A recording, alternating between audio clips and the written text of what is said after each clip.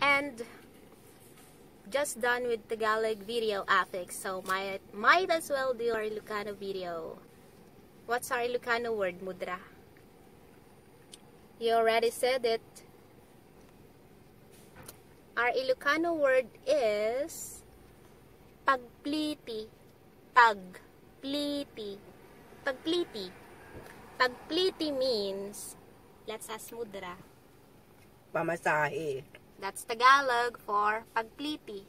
Pagpliti means fare. Pagpliti. Hey, I'm going to ride a bus and I don't have money. So, I want to ask Mudra for my bus fare. Ikanak man ti pagpliti. Ikanak man ti pagpliti. Sa Tagalog, that would be, yan mo naman ako ng pamasahe. Tayo ba yung umaandar o yung kabila? No, it's the other car. So, that's our quick Learn Ilocano word of the day. Babush! Until next time.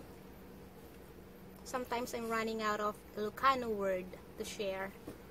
Bye! Bye-bye! Bye-bye! It's Ilocano video. Ilocano word of the day video. Let's say... Bus fare or... Yep, bus fare, fare, any kind of fare. What, Mama? Any kind of fare. Ilocano video. Learn Ilocano. Oh my goodness, I'm lost.